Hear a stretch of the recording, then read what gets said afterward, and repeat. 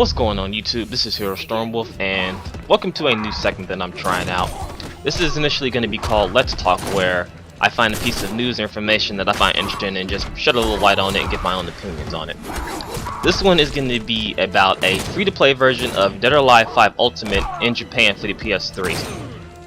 I find this interesting because there's been several talk about fighters doing a free-to-play model, but this is the actual first step to someone actually doing it. I'll give some information, then I'll give my opinions on it. And this is coming straight from eventhubs.com. I'll leave a link in the description below if you want to take a read at it yourself. The free-to-play version of this game will have the following features: 4 playable characters, which is Kasumi, Ayane, Hayate, and Hayabusa. Full access to the game's offline and online modes, with the exception of story mode, will be available. There is no limit to how many times you can play these modes. So, for example, you can only play 5 times in an online match or something. You don't have to worry about that. You can play as many times as you want. Let's see, you can fight against all characters, but you can only play as the ones you pay for or the ones who are unlocked by default. So essentially you can play against people who are using Genfu, Li Fang and things of that nature, Zack, but you don't get to play as them unless you buy them. All costume stages minus the premium content will be available, so all unlockable costumes and all the stages will be unlocked and stuff like that. It's just like the DLC costumes from the original Dead or Alive 5 you have to buy, stuff like that. And it says here, Team Ninja is promoting plans to unlock specific characters for free for a limited time, so people can try them out, but after that time you'll have to buy them if you want to use that fighter. I believe League of Legends also does this, to where certain champions are available to play as for a certain amount of time, and after that time they're locked again unless you pay for them. Someone playing the full version will not be able to tell if they're up against someone running the free version. That's really interesting, and I like that. But I'll get back to that later. And finally, the last bullet point here says the free version right now is only available in Japan and for PS3. They're working to make it available for Xbox 360 as well. I'm not sure how that's going to go because Microsoft kind of has problems when doing things like that. But they're not going to make any promises. It'll be a reality. Okay, so interesting. So, back to the first bullet point, the 4 playable characters. I kind of like the cast they pick. I think it's based on popularity. This is just speculation. That's some of the more famous characters. So I'm kind of surprised that they didn't pick some of the newer characters, like I'm trying to think of her name. She plays as the not the Taekwondo fighter, but the MMA fighter, Maya. I'm surprised they didn't have someone like Maya available, have one of the new characters in the cast, but so far it's pretty solid. I mean, people know who Hayabusa is or Ayane. They know who they are if you play the game, so that's very interesting.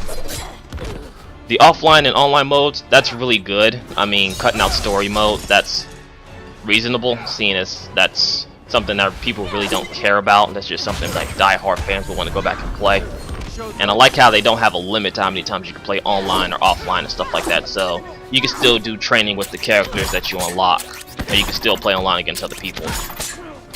The pricing for these characters says here that it'd be about $4. Yeah, about $4 US, which is interesting because if I'm adding up all these right, 12, 16, 24, 32, it's gonna cost you a little over $100 if you unlock all the characters.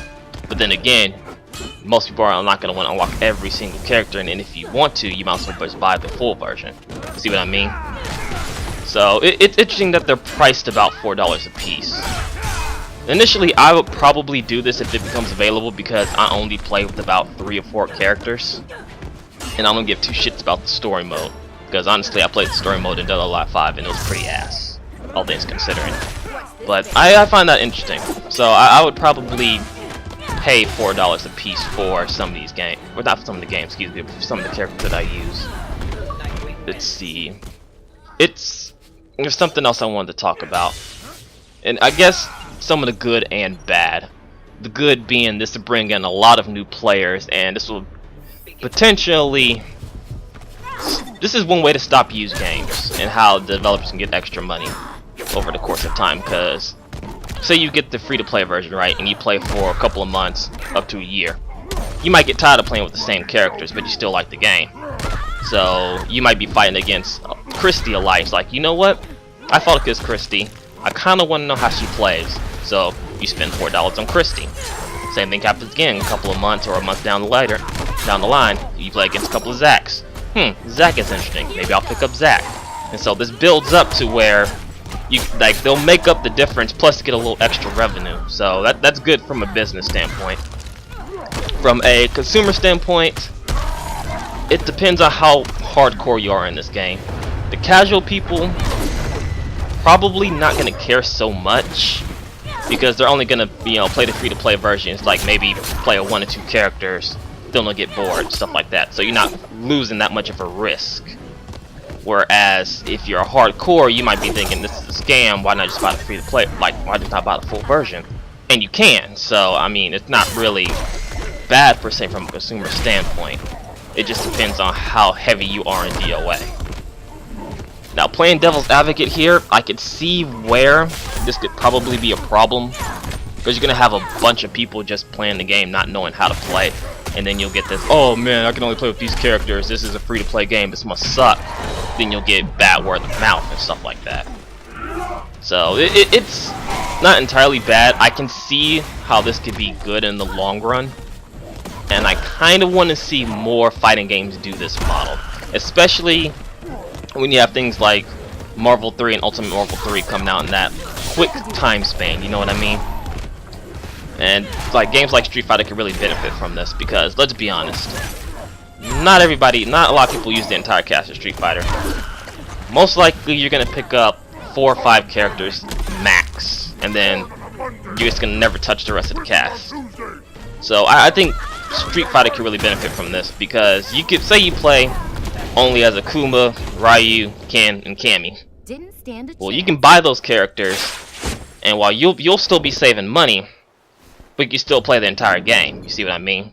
You can still play online, you can still do the training mode, you can still do things like that. So I think fighting games can really benefit from this free-to-play model if done correctly.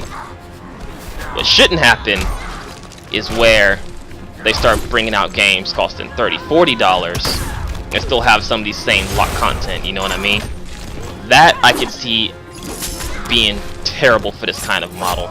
If you're gonna do this, it needs to be the free-to-play model where you can unlock things like that. And like I said, the most interesting part in this was the people that have the full retail version playing against people that don't have the full retail version. That's good, and that needs to stay like that, because then you can sell those extra characters through people playing against those characters. So it gives an extra initiative to say, like I said earlier, say I'm fighting with Genfu, right? And I don't have Zack, I didn't buy Zack. And I keep playing against someone who does have Zack.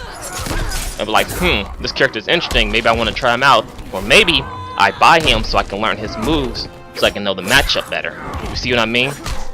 So things like that, that's the good thing, that you can play against people who have the full version. So you can play against those characters, and you can initially buy those characters. So I think this free-to-play model would be interesting. Now, I would like to see more games do it. I hope this comes to the States, I really do. I hope this comes to America. I hope it comes to 360 as well. Because I think this is something that could really benefit from fighting game people, from fighting game fans, and from a business standpoint. A lot of people can really benefit from this. So that's it for this first, I guess, episode of Let's Talk. I know I'm a little stammering right now. I'm not really used to doing these kind of things, but hopefully I get better at it. If you have your own opinions or your own comments, leave a comment down below, or better yet, make a video response. That would be cool. Until next time, this is Hero Stormwolf, and I'll catch you guys next time. Peace.